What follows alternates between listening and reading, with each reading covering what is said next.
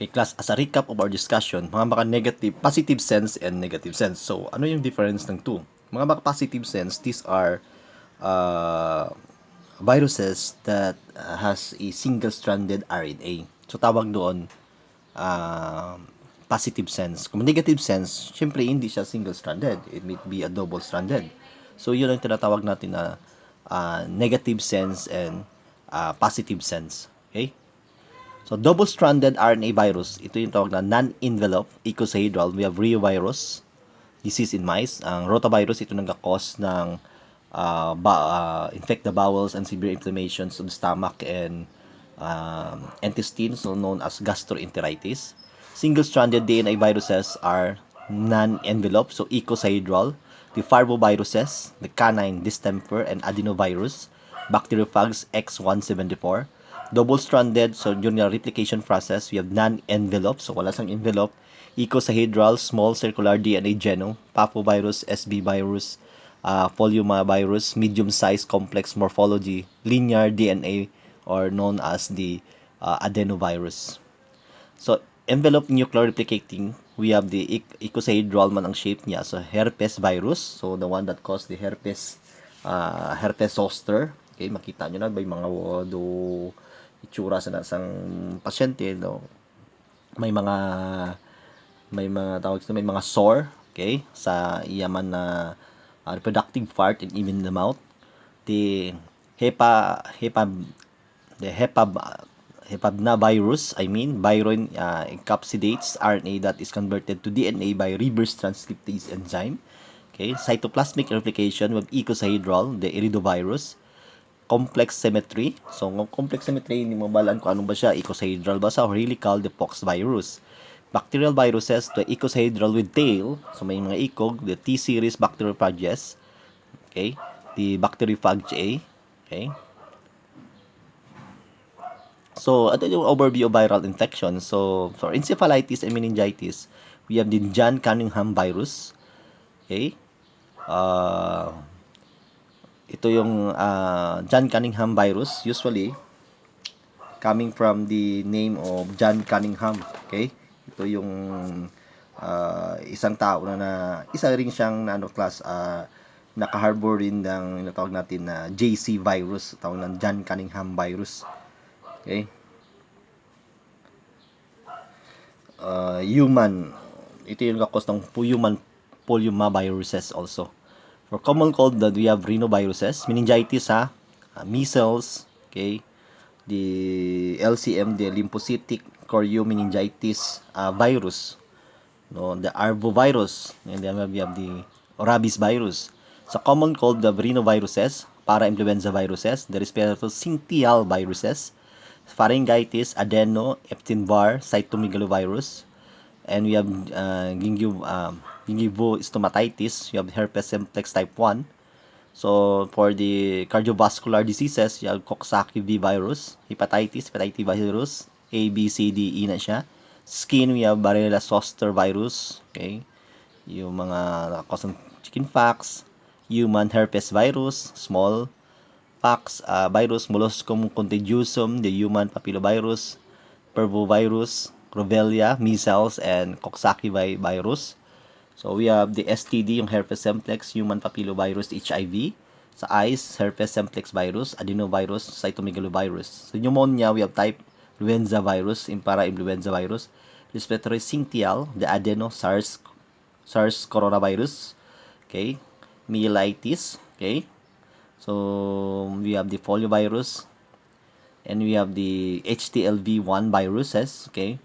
Gastroenteritis with adeno, noro, astro, coronavirus, and pancreatitis Coxsackie virus. So, ito yung mga example ng mga commonly virus na that infects humans.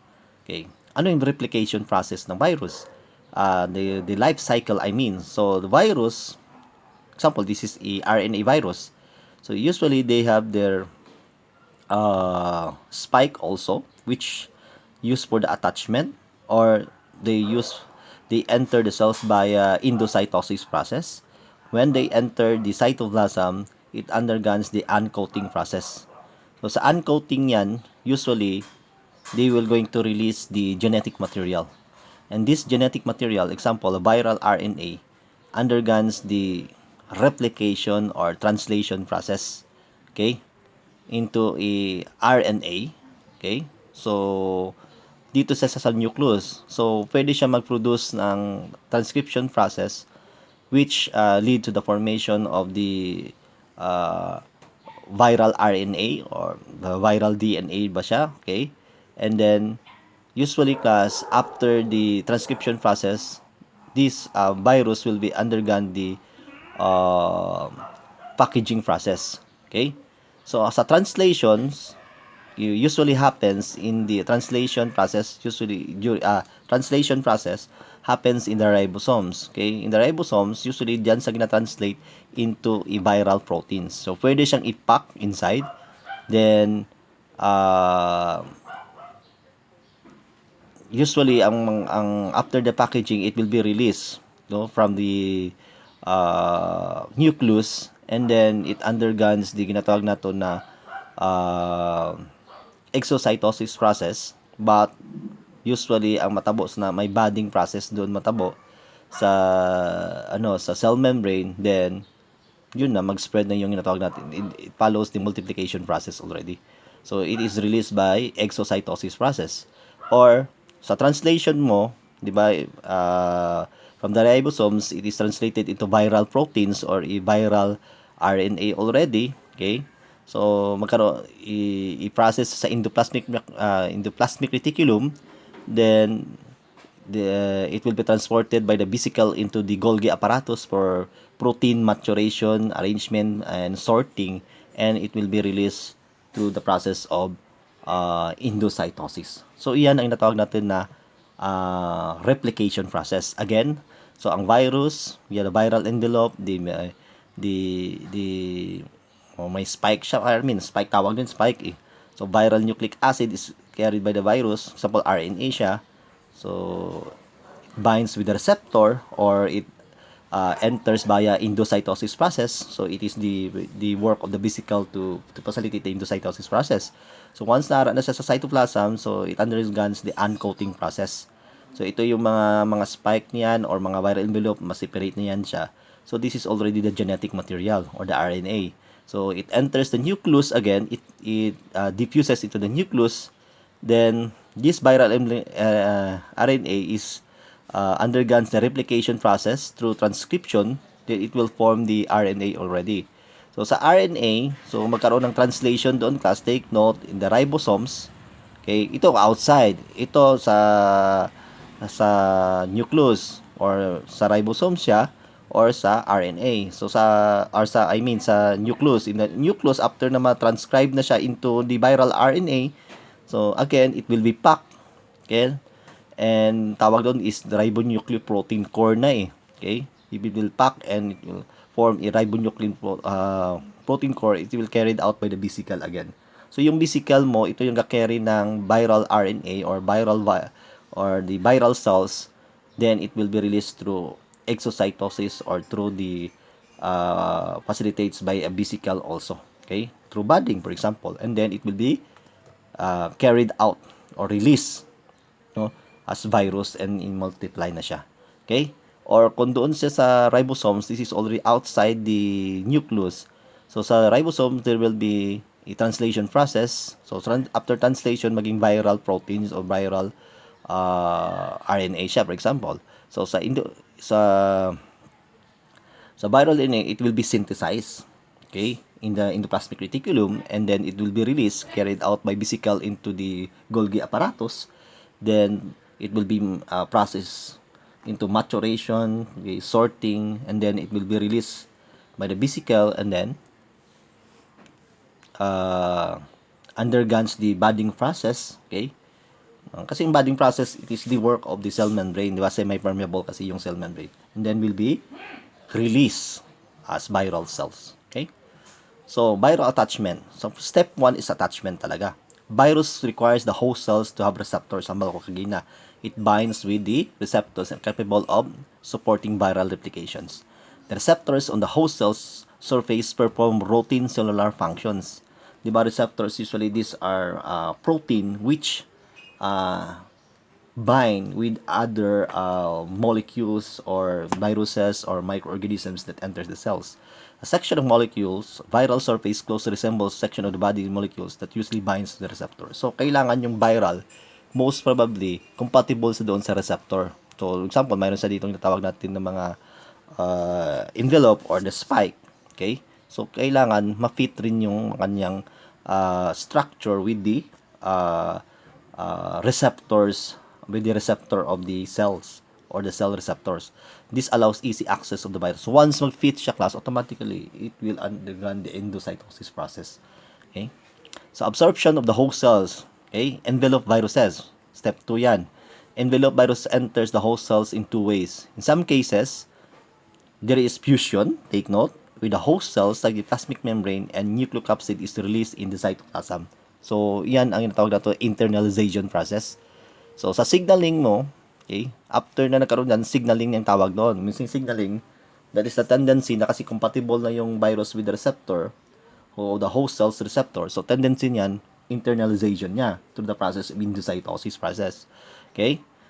Usually they enter by endocytosis, that's what I mentioned, whereby host of cell cytoplasmic membrane is invaginates and pinch off and placing virus into endocytic vesicle. So, tawag doon parang endocytosis. Okay? So, once na nagsulod na sa doon, then it will be released into the cytoplasm. So, mga naked viruses naman, in some, ito yung envelope. So, sa naked viruses, some cases, interactions between viral capsid and the host cells. Cytoplasmic membrane causes rearrangement of capsid proteins. This permits viral nucleic acid to pass through the membrane. So, kung naked siya, usually, yung viral capsid and the host cells, magkaroon ng rearrangement ng capsid proteins. So, once na nagtapik na siya or ma-fit na siya talaga doon sa host cells, then it will pass through the membrane. Most naked virus enter receptor-mediated endocytosis process whereby host cell invaginates and pinch off all. So, usually, mga makakaon naked siya, usually receptor-mediated. Kung hindi naman siya naked, kahit hindi na siya naked, kagina ito naked, ang I show you, this is naked. Okay? So, example, kung naked siya, automatically, sa receptor. Okay? Kung hindi siya naked, so, kung envelope siya, may envelope yan dito. So, kung envelope, invagination process yan. Okay? So, next. So, yan itawag na to naked. So, receptor-mediated. Okay? Ito, envelope via fusion process. So, magka-form ng imaginations yan. So, mag-fuse na lang yung virus. Okay? So, yan ang difference between naked versus envelope virus sa inatawag na to na penetration or internalization process. Okay. So, viral movement of the site of replications within the host cells released by the viral genome from the remainder of the virus. Siyempre, once naara sa sulod, ma-release na. Okay, release na yung mga viral genome or the RNA or DNA ba siya. Virus exit the endocytic vesicle through variety of mechanisms. Fusion of viral envelope with the membrane, endocytic vesicle enabling the viral nucleocapsid to enter the cytoplasm. So, tawag yung fusion process. Okay? Yun ang yung mechanism nila for the exit. Once exit siya, among gamito na lysis of endocytic cycle released by viral nucleocapsid into the cytoplasm of the host cells. Number 1, yun tawag natin endocytic vesicle releasing. So, it is the main rule ng mga vesicle dyan. Okay? Viral capsid undergoing conformational change that forms pores in the endocytic vesicle enabling viral genome to enter the cytoplasm of the host cells. Yan, isa. So, viral movement site of replication within the host cells, ha? So, viral capsid undergo conformational. So, tawag naman, rearrange naman siya. So, okay, that forms pores, magbuho, okay, in the endocytic cycle, enabling the viral genome to enter the cytoplasm of the host cells. So, once naara na siya, nag-fuse na sila, so, ma-form siya ng inatawag natin ng mga changes or parang pores para ma-release yung viral genome. Okay? Before the virus can replicate within the infected host cells, the viral genome needs to be released in the remainder of the virus. So, this process sometimes referred as uncoating process. So, sa uncoating mo yan. In the case of most virus, RNA genome, the viral genome is released from the capsid. Kasi yung capsid yun ang na-protect doon sa sa viral cells, enters the cytoplasm of the host cells where replication generally occurs. Okay? So, most viruses with DNA naman niya enter the nucleus through mechanisms shown below. Okay? So, in the case of the ito ang mechanism, I will show you the mechanism karon. So, in the case of most virus DNA, the viral genome is released in capsid. So, ito yung mechanism ng DNA. The viral genome is released from the capsid, enters the cytoplasm of the host cells, take note, subsequently enters the nucleus of the host cells through pores of nuclear membrane. Kasi yung nuclear membrane ng ng mga host cells natin, may mga buo-buo yan. So, pwede mag-penetrate niyang inatawag natin ng mga DNA, viral DNA.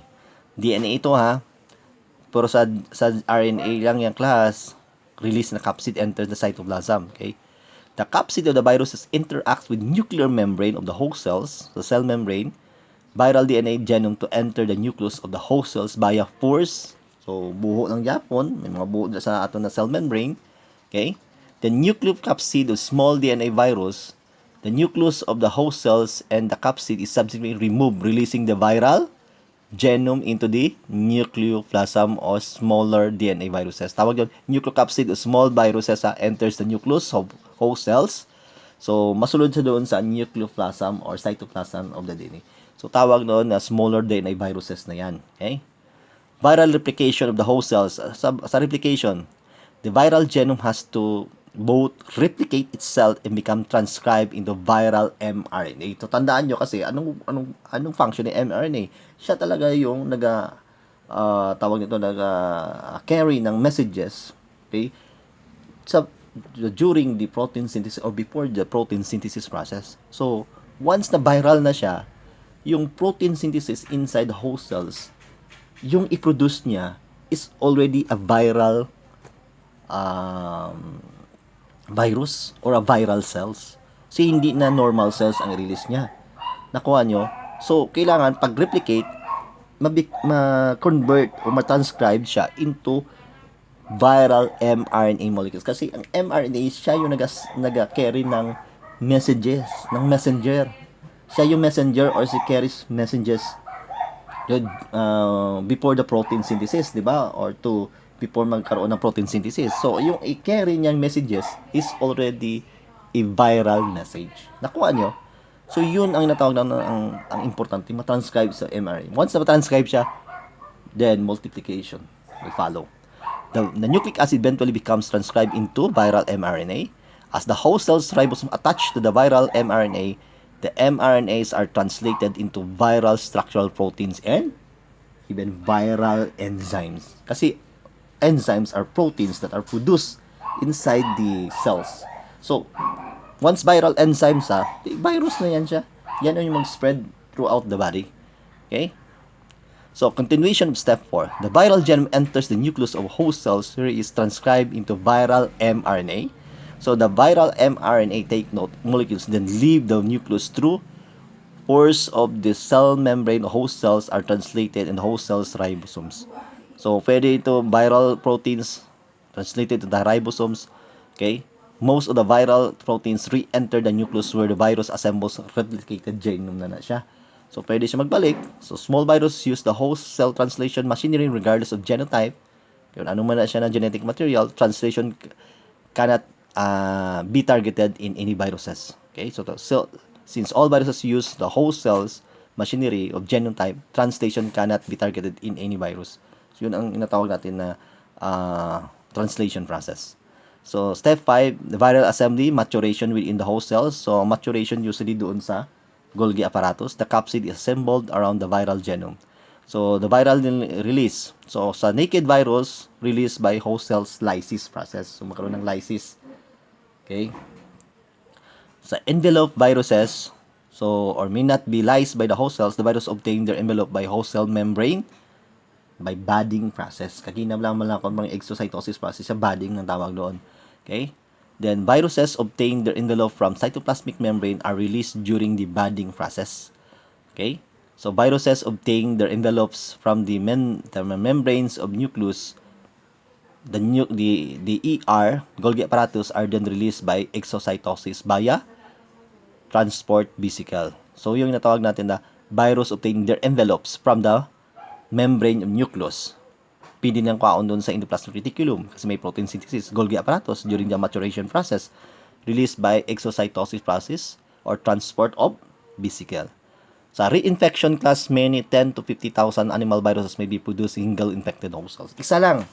That's why coronavirus, isa lang yung pumasok sa host cells of the human. Then, pwede siya ito multiply into millions. Kasi ang incubation period ng, I think the incubation period, I'm not correct, the incubation period of the COVID-19 is within 5 days. 5 to 6 days o 7 days. Yan, makikita mo na mayroong sintomas dyan. Pero kung wala kang sintomas, so, maka-asymptomatic ka naman. Okay? So, classification virus cause disease in humans. So, we have RNA virus, the picornar virus, enterovirus, polio 3, serotype causing meningitis, paralysis. Okay? We have the live unkilled, very effective. Okay? So, sa vaccine niya, live attenuated. So, next, Coxsackie virus. So, symptoms niya, so we have the vaccines, none pa yan sa Coxsackie. Okay, stop tanay di.